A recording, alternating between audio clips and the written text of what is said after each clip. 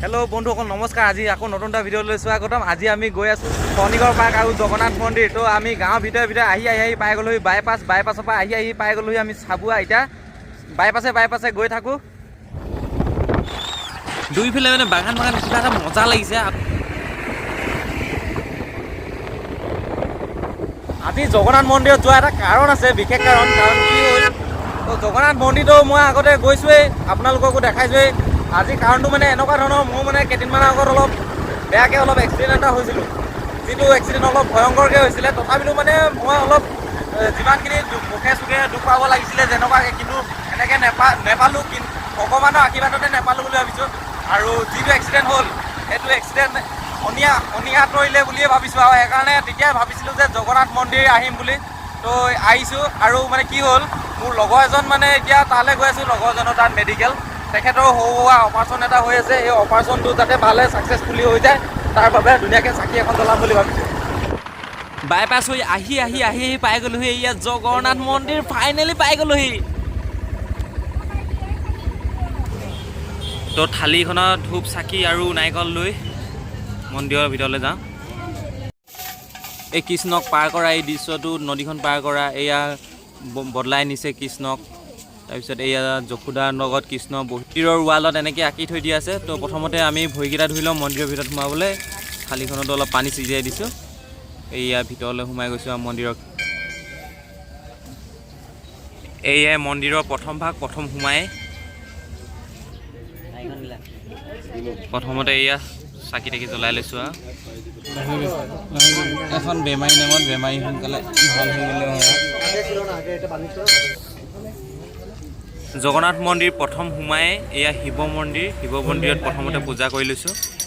তো নন্দীৰ কাণত মানে এনেকৈ কিবা নিজৰ সপোনটোৰ কথা ক'লে মানে সপোনটো বোলে পূৰ হয়। তো নন্দীৰ কাণত এনেকৈ কৈ দিলোঁ। তাৰপিছত এইটো হ'ল হনুমান মন্দিৰত সোমালোঁ। এয়া মেইন জগন্নাথ মন্দিৰ। তাৰপিছত পকাখন বিৰাট গৰম হৈ আছে কিন্তু দেই, চিৰিখন। এয়াই মেইন মন্দিৰটো দৰ্শন কৰি আহোঁ, আগলৈ গৈ থাকোঁ।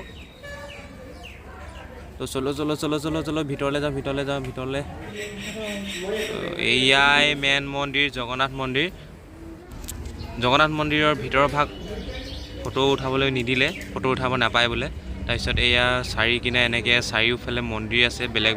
এয়া গণেশ মন্দিৰ, তেনেকৈ চাৰিকিনাই মন্দিৰ আছে। এয়া হনুমান মন্দিৰটো সেইবোৰতো। তাৰপিছত এইফালে এনেকৈ কিনাৰে চবতে মন্দিৰ আছে। তো এয়া হ'ল গণেশ মন্দিৰ। এয়া হ'ল গণেশৰ বাহন মূষক। এয়া মন্দিৰটো দেখিছেনে, ছাইডৰ ফালৰ পৰা ইমান ধুনীয়া দেখিও, একদম অসমৰ যেন নালাগে। কিবা মন্দিৰটো মানে দেখিলেই কিবা এটা ভাল লাগি যায়। এয়া মন্দিৰটোৰ কিনাৰৰ ভাগ।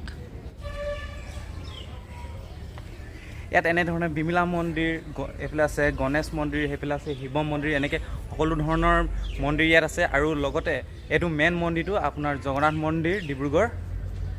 তো এইটোৱে মেইন মন্দিৰটো জগন্নাথ মন্দিৰ। তো জগন্নাথ মন্দিৰ নমস্কাৰ। এয়া লক্ষী আই মন্দিৰ।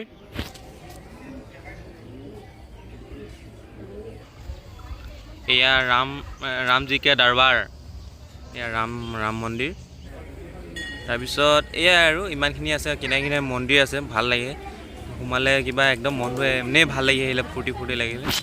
তাৰপিছত এয়া কিনাৰে এনেকৈ গোবৰ্ধন পৰ্বত দাঙি আছে কৃষ্ণই। এয়া মাখন চুৰ কৰি খাই আছে। এয়া পুতনা বধৰ দৃশ্য অঁকা আছে। এয়া কৃষ্ণই গোপিনীসকল গা ধুই থাকোঁতে এয়া কাপোৰ ওপৰত লৈ গৈছিলে, গছৰ ওপৰত। তো নিজৰ কাৰণেও ধূপ চাকি জ্বলালোঁ আৰু বেমাৰীৰ কাৰণেও জ্বলালোঁ। এয়া বেমাৰীৰ কাৰণে প্ৰসাদ লৈ পিনে এতিয়া মেডিকেল গৈ আছে। এয়া ব'লবম শাওণ মাহটো এতিয়া পানী লৈ আহি আছে। এতিয়া জগন্নাথ মন্দিৰে গৈ আছে, খালী ভৰিয়ে কেনেকৈ গৈছে। কৃষ্ণ এইটোৱে বেমাৰীটো। চেলাইন লাগি থকা নাই বাৰু, চেলাইনটো জাষ্ট হৈ আছে। চেলাইন লাগি থাকিলে আকৌ বেমাৰী নালাগে নহয়। হয়। বেমাৰীৰ ওচৰৰ পৰা ওলাই আহিয়ে ভাতকেইটা খাই লৈছোঁ প্ৰথমতে, কাৰণ ৰাতিপুৱা একো খাই অহা নাই, বিৰাট ভোক লাগিছে। তো এয়া খাই বৈ আহি মেলি এয়া খনিকৰ পাৰ্ক, মহাত্মা গান্ধী শিশু উদ্যান। প্ৰৱেশৰ মূল্য মাত্ৰ 30 টকা।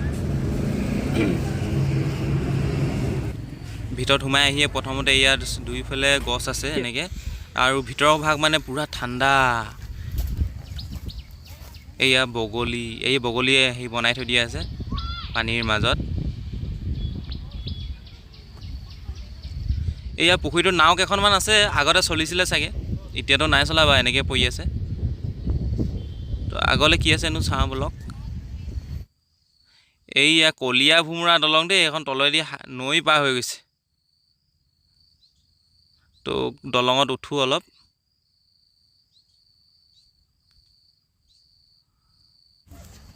ইয়াতে বহি ভাল পাব ঠাণ্ডা ঠাণ্ডাকৈ। আগলৈ যাওঁ। ইয়াত বাঁহ গছজোপা কিবা হালধীয়া হালধীয়া ভাল লাগিছে মানে কিবা। এয়া কাঠফুলা বনাই থৈ দিয়া আছে, তাৰ তলত ধুনীয়াকৈ বহিব পাৰে আৰু।